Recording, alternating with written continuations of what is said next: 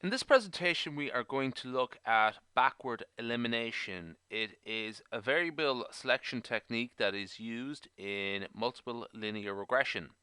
So what it does is would reduce the number of independent variables that are used to explain a model to reduce the potential for overfitting, multicollinearity, and so on.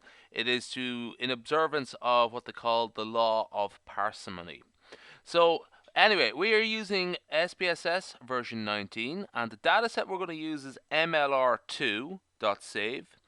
We have a dependent variable called y and 8 independent variables x1, x2, all the way up to x8. The entry method we're going to use here is backward. That's an important little comment there. So I'm going to open up my data set here. And here we have them all, x1, x2, x3, x4. We have y here as well. Now, the first thing we do, go to Analyze.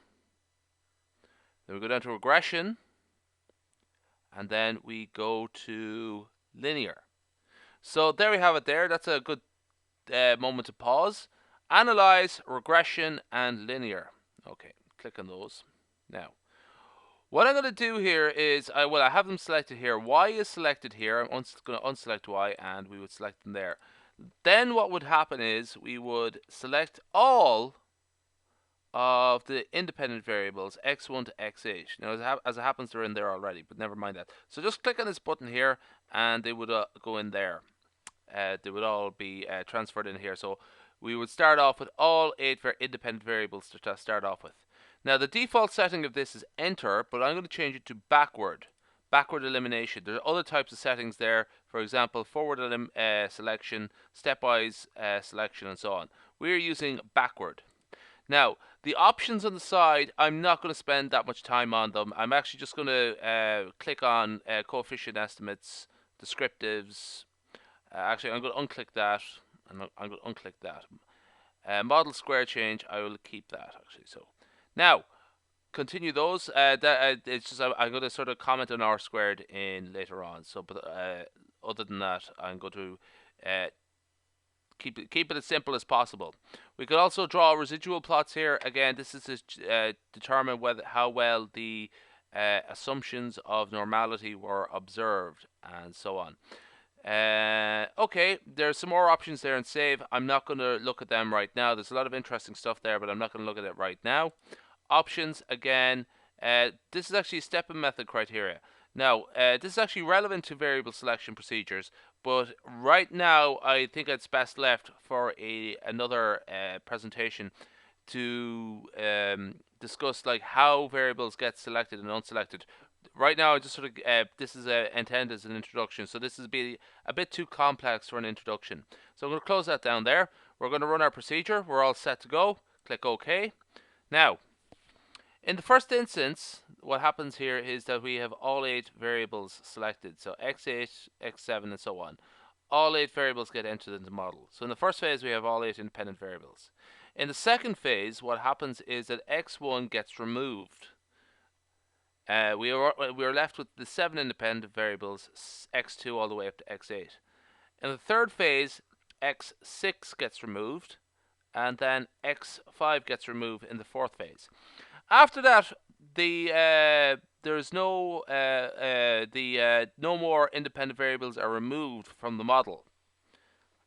But so we are left with 5 independent variables. The response variable y is explained by 5 independent variables at the end. Now I'm gonna fold that down a bit and put it all on screen. Now I'm just gonna there we go. Now let's continue. So what we're going to do now is look at a bit about the model summary. I'm just going to sort of remark upon the fact that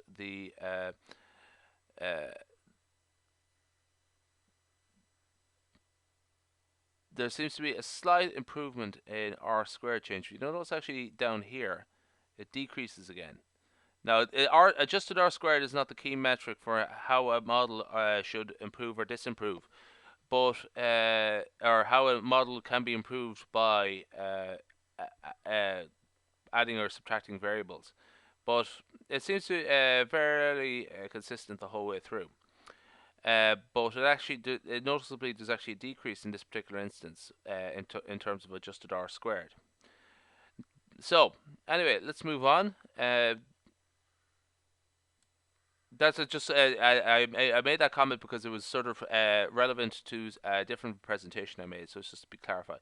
The Anova procedure, quite important. Again, so important that it's worth its own presentation. So I'll leave that for another time. What we have here is the Anova tables for the four models. The first model was all of the independent variables, and then the second model was the one that x1 got removed, and so on. So here we are left with the coefficients. Now here is a full statement of the regression estimates for each of the coefficients. So we'll just go down and look at the last one here. So this one in particular is of interest. This is the regression estimates, the regression coefficients for the final model as selected by backward elimination. In this case, we have a constant variable and regression estimates for each of the independent variables. We also have associated, let's go and scroll back up here a second, associated significance values. Now, just draw your attention to the fact that x2 and x7 are both have quite high values. In fact, they're higher than 5%. I will make a sort of brief comment about that later on, actually. Excluded variables, just a list of the excluded variables there. Okay, so anyway, I'm just going to cut it short and sweet now. What is the regression equation based upon backward elimination? It is based on these values here. So I'm just going to bring it up the screen now. So here we are. Independent variables to start off with. Independent variables eliminated by backward elimination. x1, x6, and x5 in that order. So we are left with this as our regression equation. Noticeably, x7 is included in the equation. I'll just draw your attention to a slide from a different presentation where I looked at forward selection. Just bear with me. That we actually have a different equation where x7 is not included. That is by forward selection. So you will not always get the same answer by backward selection and forward selection. In this case, in forward selection, x7 was not selected. But in backward elimination, it was not deselected. It was not eliminated. Very interesting little observation that is. Alright, that ends my presentation for this particular material. And I will cover other important material related to this in other presentations. Goodbye.